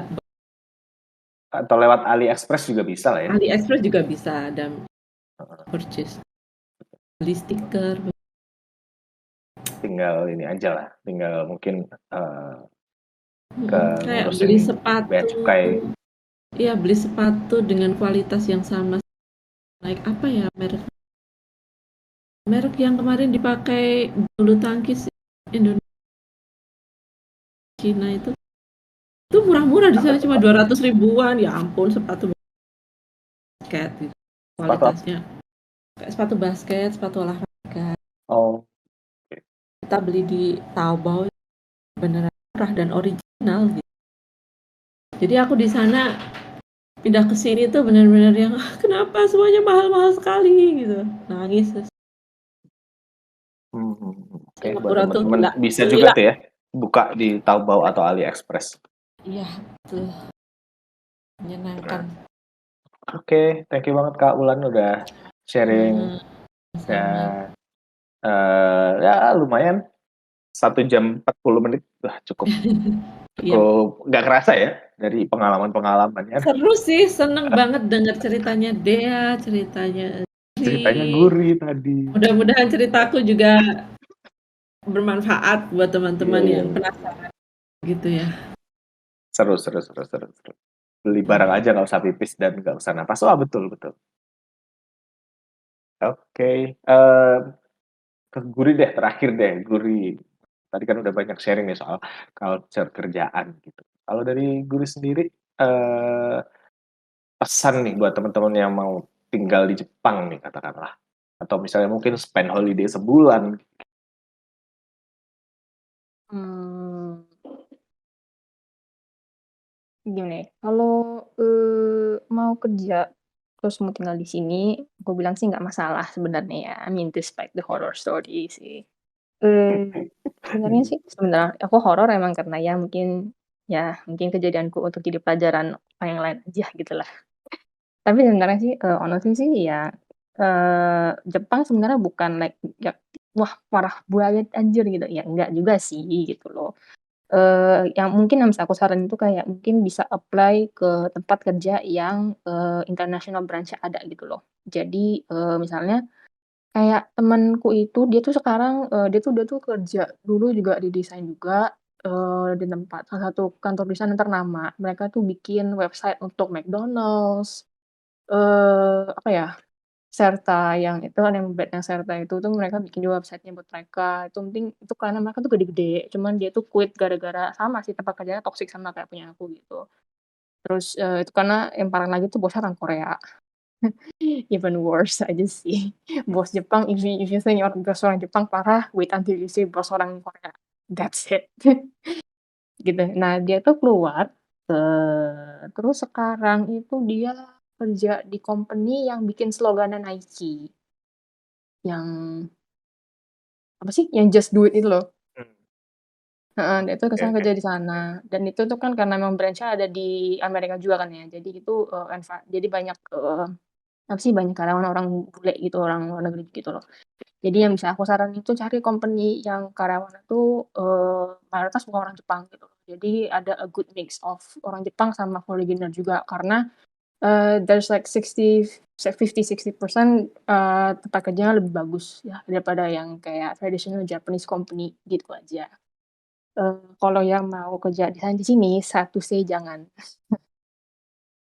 Yang mau kerja desain kayak mau kerja arsitektur, kayak apapun yang ada hubungan sama desain, jangan ke sini. Udah, aku serius, jangan. Karena di sini sarang apa sih istilahnya startup gitu-gitu, company-company kecil tuh banyak banget di sini. Dan as you can guess itu semuanya black company, jadi like kan jangan deh gitu loh. Kalau kerja di sini jangan deh gitu loh. Kalau mau ya kerja kayak aku aja, jadi kerja kantoran. Ya nanti on the side-nya misalnya freelance design silahkan. Aku sih kayak gitu, rata-rata tuh yang di sini tuh begitu semua sih yang aku lihat ya kalau soal kerja gitu. Terus kalau mau soal liburan, aku kalau misalnya di Tokyo lebih seru. Tokyo seru sih. Kalau Yokohama, aku pernah tinggal di sana. I think got like 2 years untuk pas dulu aku college gitu. Biasa aja sih Yokohama mah, it's pretty empty honestly. Jadi ya Oke. lebih saranin ya travel di Tokyo lah. Tokyo Disneyland of course, terus sama makanan-makanannya juga. Terus kalau misalnya ke Kansai area itu Kansai yang bagian Osaka, Kyoto gitu, jangan ke Osaka deh, Osaka nggak ada apa-apa, serius. Osaka tuh kayak Tokyo 2.0 right there. So like itu ke Kyoto aja, udah itu. Dari aku yang udah travel ke sana bulan ini, serius. Osaka tuh nggak ada apa unless kalau kalian mau ke USJ, silahkan. Tapi aside from that, I mean apa ada di Osaka pun juga ada di Kyoto. Yang mending Kyoto aja sekalian, sama sih gitu. And Japan itu mungkin image itu kayak wah super advance and everything ya enggak kok mereka masih pakai fax so like gitu gitu sih. Oke. Ya, kenapa? Gimana? Siapa tuh? Ada yang nanya? Siapa tuh yang tanya? Siapa yang nanya? Ada lagi teman-teman yang nanya? Wah, ini ada Aksat nih. Dia Halo, halo. wibu. Sangat Ada wibu hubungannya. sejati. Gimana Lanjut, Sat? lanjut. Mau nanya soal Jepangan ke Guri? Nyimak dulu aja. Baru masuk ya. Udah mau kelar, Sat. Oh, masa sih? Oh iya, dari jam 11 ya? Iya. Mau nanya apa nih soal Jepang? Atau Kanada? Atau China? Ini nih. Kapan Hunter x Hunter dilanjutin? Yeah, I'm not the publisher so I don't know. I'm sorry. Hiatus, hiatus. Nah, itu kan kayaknya ini kan ya. I think si mangakanya udah males karena like dia udah kayak keseringan main game something jadi kayak dia udah males ngelanjutin kali so like too bad y'all. Katanya sakit sih, punggungnya sakit. Iya, iya, iya. Tapi ya, I mean, tanya Iya. publisher aja, sana mail. Oke, thank you banget buat Guri udah sharing soal pengalamannya kerja di black company dan juga white company ya tadi ya. Lumayan menarik juga buat teman-teman buat jadi pertimbangan ya kalau misalnya pengen ke Jepang gitu. atau misalnya I mau mean, it's liburan. horrible, but Mhm. Mau liburan juga bisa kontak-kontak kuliah, siapa tahu bisa, oh jadwalnya cocok, waduh. Oke. Thank you buat teman-teman yang udah nanya juga tadi, ada, eee Ajrin ya yang udah nanya soal kerjaan gitu, jam kerja, terus kemudian tadi juga ada yang nanya soal, beasiswa juga. Thank you banget buat teman-teman yang udah stay, teman-teman yang udah aktif juga, ada Johnsons, terus ada Ajrin juga, tadi ada Arianti dan juga ada yang lain. Terima kasih, di sesi kali ini cukup menarik ya, 1 jam 47 menit, wow, keren keren keren. Terima kasih juga buat yang udah hadir, selamat long weekend ini, buat yang menjalankan, buat yang enggak, ya nggak apa-apa. Oke, sesi Living Abroad Experience-nya ini aku tutup. Buat teman-teman yang masih pengen ngobrol-ngobrol lanjut, bisa dipersilahkan, soalnya aku mau cabut. Makasih Wibi, aku juga mau cabut. Kok Wibi sih? Wibi, Aduh, wow. aduh, maaf. Mana Wibi? Wibi Adi kesebut. ini hadir sejenak kayaknya. Iya, makasih banyak Ibnu. Oke, Mohon maaf oke. salah nama. Makasih Nggak apa-apa, Guri dan udah. Dea dengan sharing-sharingnya yang pengen Terima peluk kasih Guri. juga Mbak Wulan dan Kak Ibnu dan Kak Guri dan semuanya yang udah tanya-tanya dan dengerin cerita-cerita Iya seru. kok. Kalau misalnya mau langsung nanya-nanya bisa langsung PM aja ya satu persatu gitu. Terima kasih, terima kasih. Selamat siang. Buat yang pengen stay, silakan ya. Buat yang pengen ngobrol-ngobrol atau nanya-nanya, cabut dulu. Selamat siang dan selamat long weekend semuanya. Dadah. Thank you, thank you. Dadah.